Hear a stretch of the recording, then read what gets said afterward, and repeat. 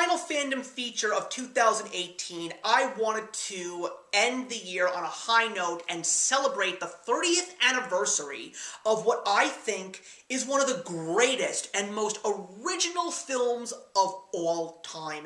And that is the 1988 Robert Zemeckis classic, Who Framed Roger Rabbit, starring Bob Hoskins and Christopher Lloyd, and a slew of tunes from the classic days of animation.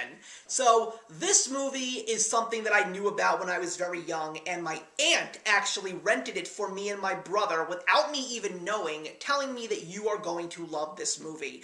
And when I watched that movie reluctantly, one of the few things that I've known that is quite common when it comes to me seeing great films is that when I was young, I didn't want to see certain films. I just wanted to be in my own little bubble. But every single time I watched something new, I was blown away and it became another one of my favorites. And this one is no exception. Who Framed Roger Rabbit is the story of a cartoon rabbit and a whole bunch of other famous cartoon characters in the 1940s, from Mickey Mouse to Bugs Bunny to Woody Woodpecker. These are not just cartoon characters that are dropping anvils on each other's heads and blowing themselves up with dynamite on TVs for laughs. These are actually animated characters doing their jobs and getting paid for them.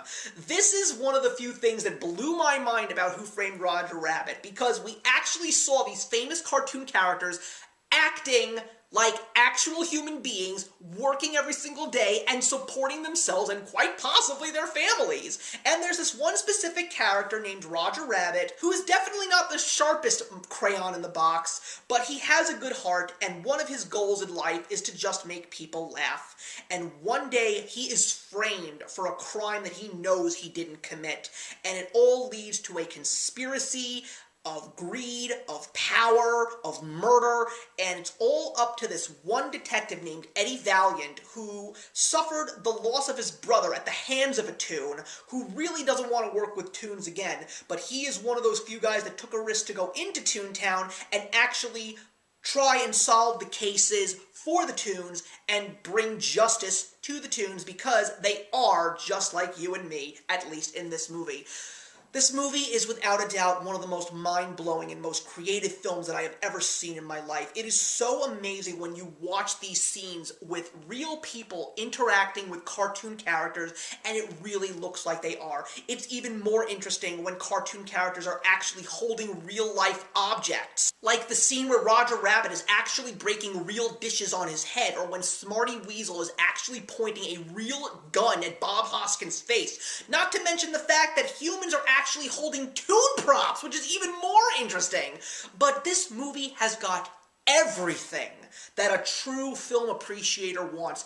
Action, comedy, romance, everything that makes a great movie with an excellent story, mind-blowing visual effects, and great direction. The acting is absolutely stellar. Bob Hoskins and Christopher Lloyd as the villain in this film, Judge Doom, so terrifying and yet so humorous all at the same time.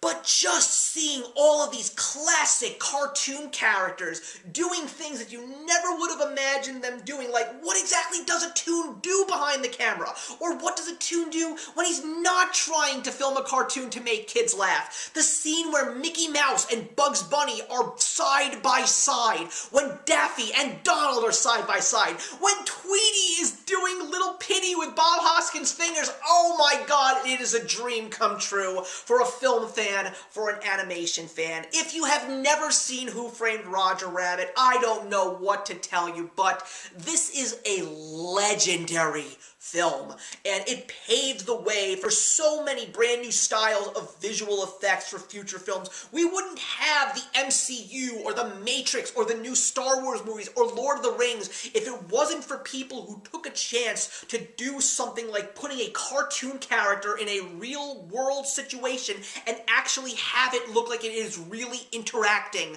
with a human being. The production that went into make this movie almost didn't make it, but they pulled it off, and it turned out to be an amazing classic film. Who Framed Roger Rabbit, as far as I'm concerned, is the best film made in 1988. It deserved all the awards it received. I don't think it would have ever won Best Picture, but for me, in terms of the overall amazing film experience, there is no better movie from 1988 than Who Framed Roger Rabbit, and if you think that you can prove me wrong, I would like you to put your comments in the box below. But it is one of Robert Zemeckis' greatest films. I mean, Back to the Future, I think, is his best, but Who Framed Roger Rabbit is a damn close second. I love this movie to death. The fact that it is 30 years old and still holds up today, absolutely fantastic, taking on the classic noir style of film with a cute, animated, and humorous spin. Absolutely perfect. See Who Framed Roger Rabbit if you haven't, and when you do, I want to talk to you about it. So thank you very much for watching, everybody. Please leave your comments in the box below, and let's discuss Who Framed Roger Rabbit, and I will see you in the next one. Hey, thank you so much for stopping by my channel today. If you're new here and want to see more of what my channel has to offer, please click on the link to my last video, or hit that subscribe button to be kept up to date with all of my uploads. Content of all sorts is posted here quite often, so trust me, you do not want to fall behind. I will see you in the comments, and actions speak louder than words.